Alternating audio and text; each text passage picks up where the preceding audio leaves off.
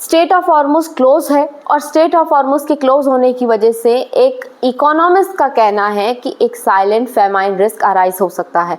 मतलब पूरे विश्व में अकाल की स्थिति पड़ सकती है और खाने पीने के दाम 3 गुना तक बढ़ सकते हैं और पूरी दुनिया की इकोनॉमिक स्टेबिलिटी को नुकसान हो सकता है बहुत बुरी तरह से।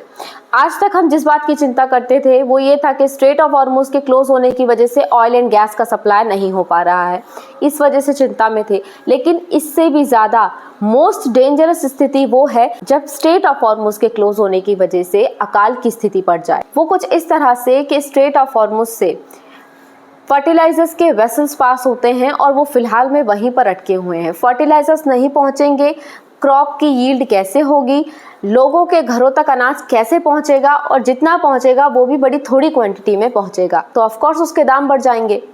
बात कुछ ऐसी है कि जो पर्सियन गल्फ है वो फर्टिलाइजर्स का ग्लोबल पावर हाउस कहा जाता है। अगर हम यूरिया और अमोनिया की बात करें तो Gulf 43% of the global seaborne urea export करता है और 25% ऑफ अमोनिया एक्सपोर्ट करता है। अब अगर गल्फ में ही इतना बड़ा इशू चल रहा है, स्ट्रेट ऑफ हॉर्मुज क्लोज है, तो वहां से फर्टिलाइजर्स पास होंगे कैसे?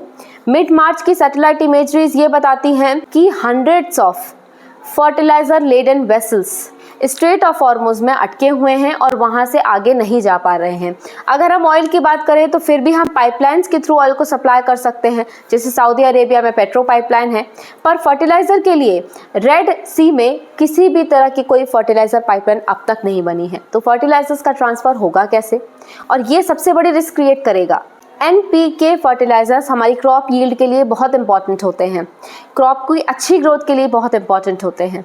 और इवन बात सिर्फ यहाँ तक नहीं है कि नाइट्रोजन फर्टिलाइजर्स को हम ट्रांसफ़र नहीं कर पा रहे स्ट्रेट ऑफ हॉर्मुज से। बात ये भी है कि जो नाइट्रोजन फर्टिलाइजर्स का प्रोडक्शन है वो स्ट्रेट ऑफ हॉर्मुज से होकर ही गुजरता है।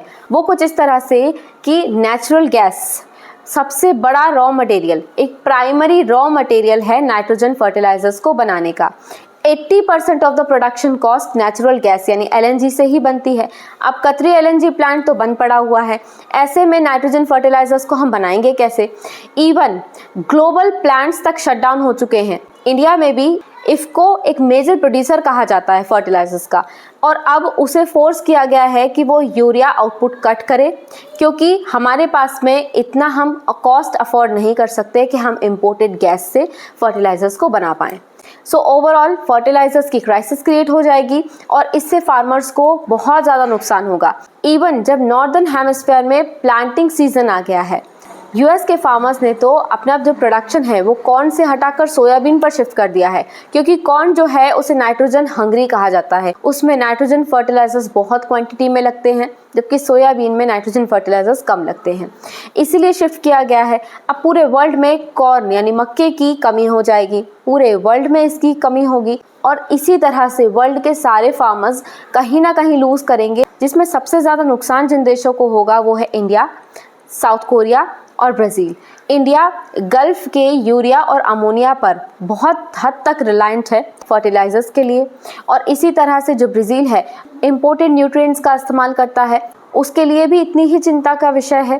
क्रॉप्स की अच्छी ग्रोथ फर्टिलाइजर्स की वजह से होती है, फर्टिलाइजर्स की कमी की वजह से क्रॉप यील्ड कम होगा करीबन 15 से 20% तक, और इससे सीधे सीधे अनाज के दाम बढ़ जाएंगे। जब अनाज के दाम बढ़ जाएंगे तो ऑफ कोर्स ये लोगों की पॉकेट पर बहुत बड़ा हार्म क्रिएट करेगा और सोसाइटी में एक तरफ इकोनॉमिक इंस्टेबिलिटी आएगी, दूसरी तरफ हंगर भी बढ़ता जाएगा। हर तरह से ये नुकसानदायक है। लेकिन इस फर्टिलाइजर क्राइसिस और फूड क्राइसिस में जो सबसे ज़्यादा फायदे में है वो है रशिया और चाइना।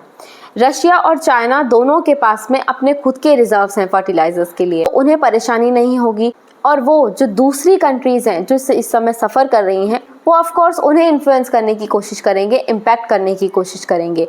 तो हॉर्मुज ब्लॉकेड की वजह से ऑयल एंड गैस क्राइसिस उतनी बड़ी नहीं है जितनी बड़ी फर्टिलाइज़र क्राइसिस है, क्योंकि ये पूरी दुनिया में भुखमरी की स्थिति ला सकती है।